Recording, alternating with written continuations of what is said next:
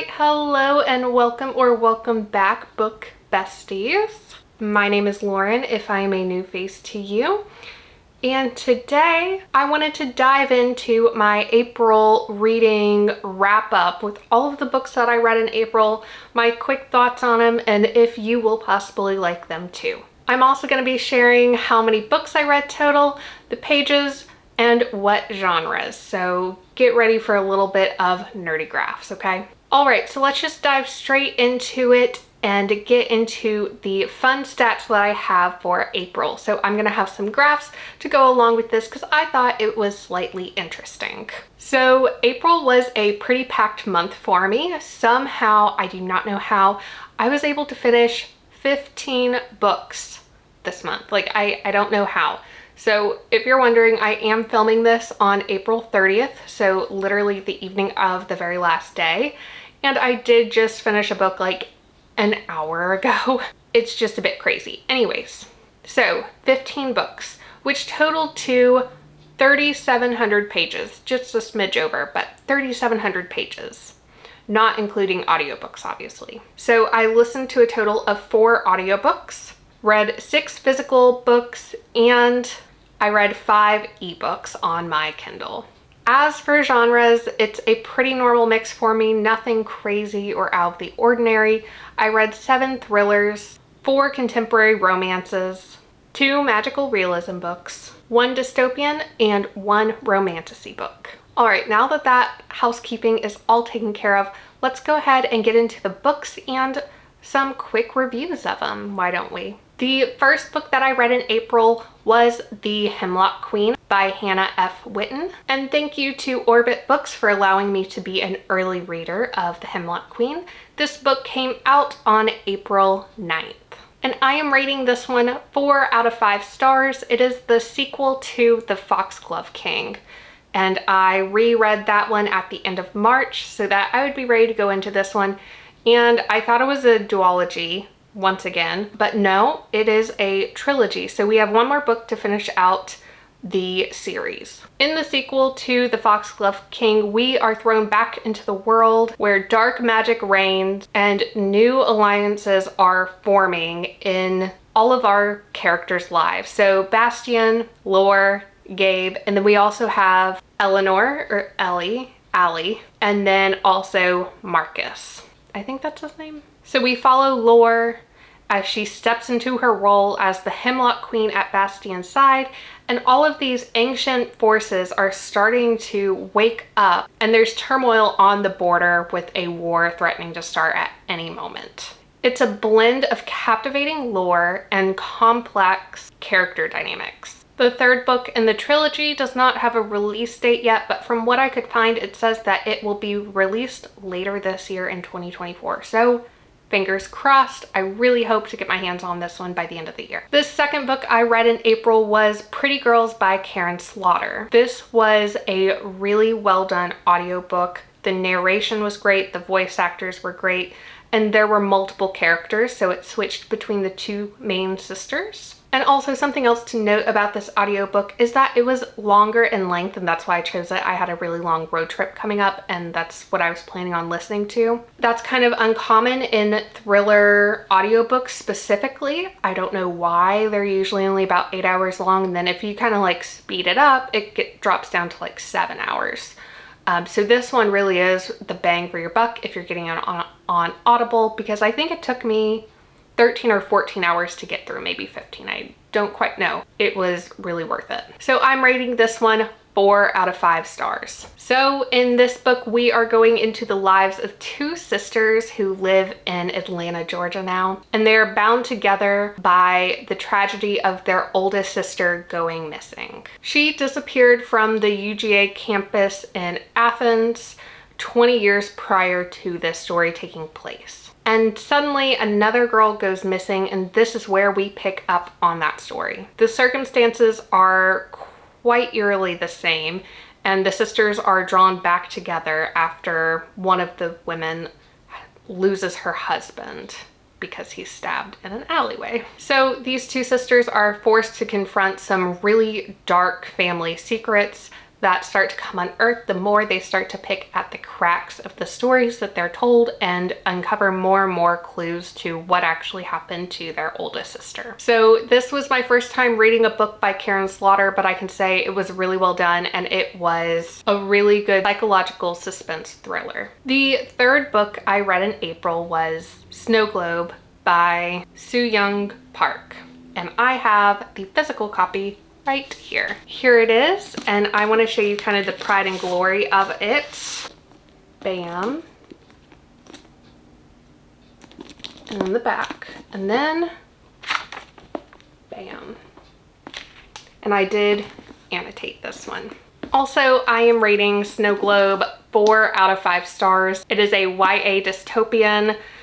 It is translated from Korean. It's kind of the first translated book I've ever like truly read and realized it was translated before I started reading it. I picked this one up. I talked about it a little bit more in my book haul video that I did from Q1.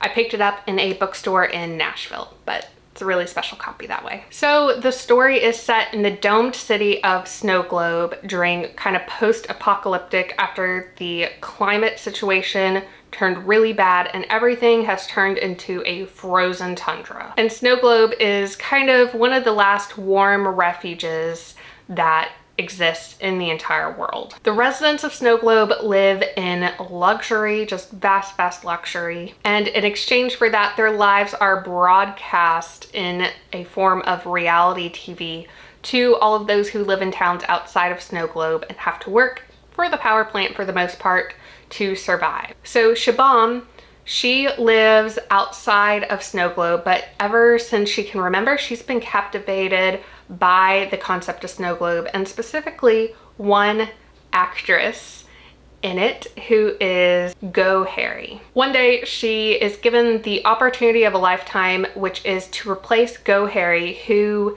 has died suddenly. Because Shabam looks exactly like Go Harry, like exactly down to every detail. Once she is inside Snow Globe, she learns that everything about this reality TV life is fake. Can you imagine? And everything within this world is filled with deception and hidden truths, and she's bound and determined to figure out what's going on. So once again, 4 out of 5 stars for Snow Globe. Very good book. Book number 4 for April was Because of Her by Devin May, and I want to say thank you to Devin May for allowing me to be an early reader of your book, and I am rating this one 4 out of 5 stars. It's a nice, sweet little second chance contemporary romance with some spice. Not horribly spicy, but pretty well done. In this book, Cassidy reunites with her high school sweetheart, Callum. We are set in Australia, by the way. And now he lives across the hall from Cassidy in her apartment building. And surprise, he has a daughter. Callum's life is really complex right now. There's a lot going on. He's in a custody battle for his daughter with his ex-wife. They've only been separated for a year, just got their divorce finalized. And she's starting to date again, and he is now living across the hall from Cassidy, his childhood sweetheart, essentially. So this is a slightly steamy romance that really explores the idea of love, second chances, and unexpected twists and turns in life. It also explores the idea of new family, found family, and also deals with the topic of infertility. So if you're interested in this book, please allow that to be a trigger warning. I will say Devin May did a great job of trigger warnings prior to the start of the book. So like the, second or third page after the title page, something like that. Anyways, really cute book. I really enjoyed it. It was very, very sweet. The 5th book of April was The Broken Marriage by Elena Wilkes. And thank you to Storm Publishing for allowing me to be an early reader of this book. The Broken Marriage came out on April 18th, and I rated this one 3 out of 5 stars. It was not my favorite. Honestly, I was a bit confused at the end. But this book follows Rachel and Matt in their marriage that is struggling. Both have issues of infidelity, but that is all hidden behind the picture perfect facade that everybody else sees. So when Hannah, their college roommate, suddenly lands on their porch at the start of a snowstorm, those cracks in the facade start to show themselves. And Hannah didn't really leave on the best note with either of them. Tension rises and secrets start to unfold, and Hannah starts questioning everything that she knew about her time while living with Rachel, Matt, and their other roommate, Allison. So they have to kind of navigate the new reality of these uncovered lies and find the truth, all while kind of trapped in this house during a snowstorm. It's also set in the UK if you like thrillers that are kind of set outside of the US. Book number 6 of April was The Quarry Girls by Jess Lowry. And I have to say, this was probably one of my favorite audiobooks because it was so well done. And I think that is really attributed to the writing, but also the, what do you call them? The narrator was just really good at reading, and you kind of believed that she was the main character, the narrator, obviously. So I'm rating this one 3.5 out of 5 stars. It's set in Minnesota in the 1970s with best friends Heather and Brenda. And suddenly there's all these girls kind of going missing or showing up dead in their small town. But Heather and Brenda find something that was supposed to stay behind closed doors down in the tunnels beneath their city. All of the houses are connected by these tunnels that are like 50 years old or something. So they try to keep their silence, try to keep the secret so that they don't get in trouble, but more girls start showing up dead, and suddenly their best friend is missing and found dead. So Heather, our main character, is prompted by the death of her best friend to start uncovering more of these lies that are hidden and find the truth behind them. And the further she goes, the darker it gets. And she really has to start questioning everything that she knew. And it's really a coming of age story in that aspect where she learns not everything is as it seems. There's always a reason for something. She is uncovering all of these, and she realizes this is the only way that she can truly save her community and come back from this, while also saving her little sister. I'm gonna leave it at that for you. Please go read this one. The 7th book I read in April should not be a surprise to anybody, but it was Swift and Saddled by Lila Sage. What a good book. What a good book. And I've already said it, I'll say it again. I'm in my cowboy romance era, and I am so happy that I read this book. This one, honestly, it got 5 out of 5 stars for me. Everything that the characters went through, mainly Ada, what Ada went through, and just the character development, it was really well done, especially for as short of a book as it is. I really enjoyed it. We go back to Rebel Blue Ranch, which was the setting of the first book, Done and Dusted. And we follow Ada and Wes, on their romance adventure. So Ada is a city girl, and she's the interior designer who is redoing Baby Blue, so the original big house, so that West can turn it into essentially like, what did he call it, like a ranch camp or something like that. So essentially an Airbnb where you get like the ranch experience. Honestly, sounds really cute. First night, Ada is in town. She meets up with a mysterious, tall, dark, handsome cowboy and kind of makes out with him in Brooke's bar. Now, the next morning, she realizes that that's her boss. She is also coming off the end of a divorce from a very short marriage, but a very abusive relationship. Emotionally abusive. There's a lot of feelings of independence, regaining that, struggling to find who you are in a relationship and still having that independence, cultural clashes between Ada and Wes as they have different lifestyles, and also still pursuing your career while in a relationship. So it's dynamic and it's heartwarming, and it's just everything you want it to be, and you will be happy by the end of this book, I promise. The 8th book I read in April was the audiobook version of The Wife Upstairs by Frida McFadden. Yes, I'm still on my Frida McFadden kick. This one got 3.5 out of 5 stars for me. So it was good, still kind of meh for my Frida McFadden scale. I think I'm still rating Never Lie a little bit higher than this one. This one was deeply troubling though, honestly. So in this book, Victoria Barnett is a wife, and she seems to have everything that you could ever want in life. A doting husband, he's a wealthy author, she is a nurse practitioner. They move into a beautiful house in New York, somewhere, but suddenly she has a horrible accident, and this accident leaves her confined to the upper floor of her home in a wheelchair. But don't worry, her husband Adam is going to take care of her, and he does this by hiring Sylvia, who is like 23, 24 years old. And Sylvia has her own past to contend with. Sylvia is going to learn that Victoria's condition isn't as clear-cut as it seems.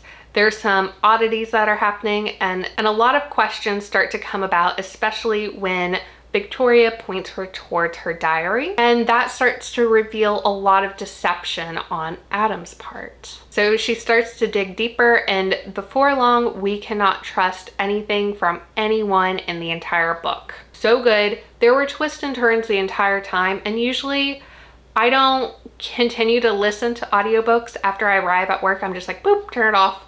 This one, I sat in my office and I answered emails and listened to the end of it. Like that's the highest rating I can give to an audiobook. It was very good. Book number 9 for April, I have right here with me, and it is Just for the Summer by Abby Jimenez. And this was such a good book. Please, please, please go read it. I gave this one 4.5 out of 5 stars. And thank you to Book of the Month for having this as one of your April picks. I did not mind having to wait a week for my box to be shipped just so I could get my hands on this book. It was so freaking good. Justin and Emma are cursed. Essentially, the people that they date and then break up with, the next people that they date, their ex-partners date, go on to find the one. So after reading a Reddit thread that Justin publishes of Am I the Asshole, they make a little pact with each other that they will go on a certain amount of dates, perform a certain amount of kisses, and then break up with each other so that they can then go on and find the one. So it starts as a casual summer fling set up in the lake town in Minnesota. I think it's set in like, I don't know what the capital of Minnesota is, so I'm not gonna act like I know. Anyways, it's set in Minnesota, and Emma and her best friend are traveling nurses, so they get a position there for 6 weeks at a lake house cottage on an island. So they live there. But suddenly lots of things start to arise that cause challenges for the couple. So Justin's mother goes to prison, and he is granted the guardianship of his 3 younger siblings, like 16, 13, and 6 or 7, something. It's very little. And Emma's mother, who was neglectful to her entire life and is just really difficult, I guess is the best way I can put it, arrives and causes drama from moment one. I swear to God, moment one. So Justin and Emma start navigating these complications together and are wondering if fate has a different plan for them than just them breaking up at the end of the summer. So you're gonna have to read the book to figure out if that's how what fate has in store for them. But please go read that one. It was really, really cute, and I really did enjoy it. I read it on a weekend away with my boyfriend, and it was the perfect happy summer read. It gave like the best Emily Henry vibes. And don't even get me started. I have funny story looking at me on that shelf back there, begging to be started right now. The 10th book I read in April was The Murder Club by Sam Barron. Thank you to Storm Publishing for allowing me to be an early reader. This book was published on April 22nd, and I rated this one 3.5 out of 5 stars. If you like CSI Miami, if you like FBI thriller books, you're probably gonna like this one. It's the second one in a series. I did not know that, but now it worked as a standalone. It worked fine. So now I have the first one on my TBR, and I also cannot wait for the third one to come out. The Murder Club features FBI special agent in charge or something like that, Susan Parker, who has recently been widowed and is coping with being a single mother. She gets handed the case of a lifetime because billionaires are being murdered, and they all happen to know each other and be in this club of tracking a serial killer that they have dubbed the Clothesline Killer. Enter a pizza delivery girl, and she has her own podcast and theory about this clothesline killer. So Susan Parker starts to uncover all of these lies and corruption and deception within the wealthy elites of the Santa Clarita, I think, Valley in California. So this is a very, I'm gonna say, high stakes thriller book because her daughter's life was threatened at one point. There are lots of twists and turns, and after I rounded the 60% corner on my Kindle, I was like, I can't put it down. I gotta just like keep going and vibing. And the last 15 or 10% of that book had me gasping. So good. The 11th book I read in April, I have right here with me once again. And please do not let it come to any shock, whatever you want to call it. It's not a shock. It is Flawless by Elsie Silver. So this one got 4 out of 5 stars, and I can't believe I waited so long to read this dang book. Now I get the obsession with Rhett Eaton. I didn't get it at first, but hot damn. Rhett Eaton is a professional bull rider, essentially one of the best. He has 2 world championships, and he has been in the game for over a decade, I think. But his reputation has become sullied when an opinion about one of his sponsors comes to light, and his manager sends his daughter, Summer, to essentially babysit Rhett until the end of the next world championship, which happens to be at the end of a summer, you know. So Summer is headstrong, she's take no shit, and she and Rhett are sharing close quarters. So their bickering turns into a little bit something more, and their attraction grows. He's very like, let me take care of you, very possessive-y in that way, in the best way. And he has a cowboy hat and wears Wrangler jeans the whole time. Okay, like do not even. Summer and Rhett try to protect their careers and their reputations and keep their boundaries in place with one another. You know, life's gonna life, stuff is gonna stuff. And eventually they have to decide if breaking the rules is better than breaking their hearts. Please, if you are into cowboy romances or if you're looking to get into them, this is a great book. Also, it uses real sex words. Once again, fantastic, love it. Book number 12 of April was the Audible original, Young Rich Widows, and there was a slew of authors. There were 4 of them. I think they were also the voice narrators of them. So if you're a fan of audiobooks with multiple narrators and books that kind of have a classic 1970s, 1980s mob vibe to them, you're probably gonna really like this one. I actually enjoyed it. It's like very actiony. So I gave this one 3.5 out of 5 stars. It was very good. It kept me very entertained. And I have the sequel to it, Deadly Desperate Widows, already downloaded on Audible for myself. So we are set in 1985 in Providence, Rhode Island, where 4 law partners are killed in a mysterious plane crash. So Justine, Camille, Crystal, and Meredith are left behind and to pick up the pieces and figure out what happened to their partners. These widows are left to grapple with their grief and start to wonder if the plane crash was just more than an accident. So the 4 of them come together and start to uncover truths and lies and a hidden $4 million that they had no idea that their spouses were dealing with and who they were dealing with. And every clue that they uncover only pulls them deeper into danger. But as these new threats start to come to the surface, they have to unravel this mystery to its end if they want to save their lives and their families. The 13th book I read in April was The Familiar by Leigh Bardugo. Oh, and I have it right here. Thank you once again, Book of the Month Club, for allowing this one to be in the box. Yes, I got two like brand new releases.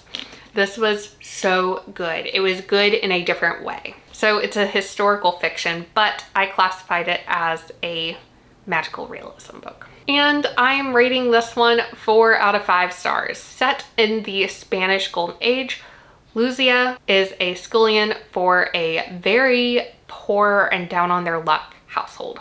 But she has a knack for small miracles. And her mistress essentially discovers this one day and wants better things in life than just to be a lonely housewife, essentially. Oh my gosh, the sun is like on me. And these talents catch the eye of the disgraced royal secretary. So Lucia is thrust into a torneo, a tournament with other miracle workers. At this time, the Spanish Inquisition is going on. So there's a lot of political drama happening, shall I say. So she navigates this world that is filled with seers and schemers and frauds, and she has to walk the fine line. So she has to walk the fine line of her growing notoriety and what could happen if somebody finds out about her Jewish heritage. So her survival hangs in the balance by Santangle.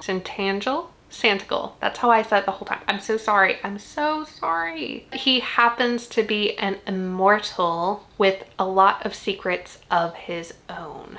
Gonna leave it at that. Please go read this. It's so good. It's so good. And like once you look at the cover after you read the book, it's just like, oh my God. So many clues. So many clues. Okay, anyways. The 14th book I read in April, I also finished this morning, and it was The Honey Witch by Sydney J. Shields. And thank you to Red Hook Books for allowing me to be an early reader. The Honey Witch comes out on May 14th. Also, this one had been on my radar for quite a while after seeing some of Sydney's TikToks, and I was just like, what a cool concept. Very nice. It is a cozy magical realism historical fiction, LGBTQ+. I rated this one 4 out of 5 stars.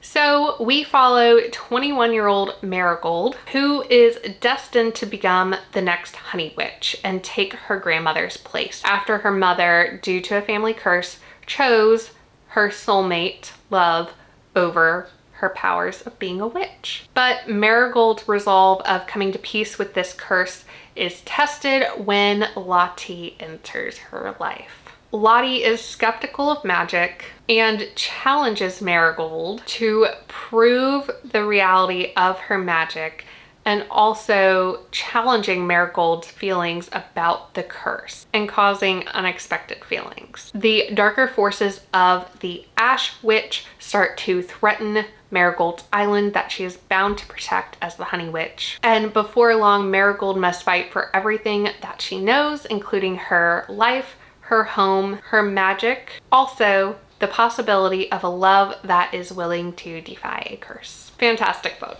Honestly, it was so fun to read, and honestly, I forgot I was reading it a lot. So I plan on having a review of that one coming out soon for you. Okay, so the final book, the 15th and final book that I read in April, I just finished like an hour ago, and it was Sharp Objects by Gillian Flynn. So this was the May pick for the Boozy Book Club that I attend here in my town. It's 253 pages. There was a lot that happened in it. Wow.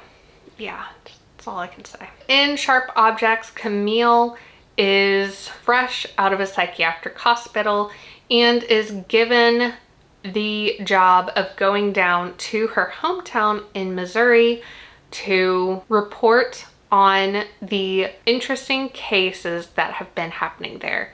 2 young girls have gone missing and have been found murdered without their teeth. So as she goes more into this investigation, she also has to start confronting her past, which includes the estranged relationship with her mother and the half-sister that she barely knows.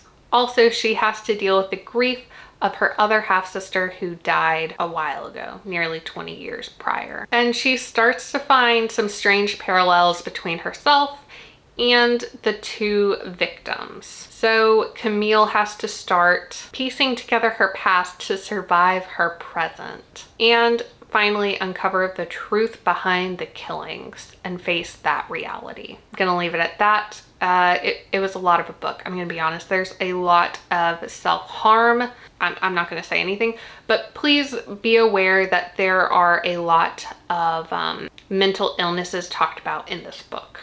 Kind of like safeguard yourself before you read this book if that could be something that's triggering for you. Alrighty, we can finally close out. That was the last book of the month. It was a fantastic reading month for me. I still don't know how I was able to get 15 books done. Honestly, I must have been very bored. I read a lot of great books and I had a great time overall. So if you enjoyed this wrap up, consider giving this video a like. If you are looking for more bookish content brought to you by me, consider following my Instagram page, my bookstagram page.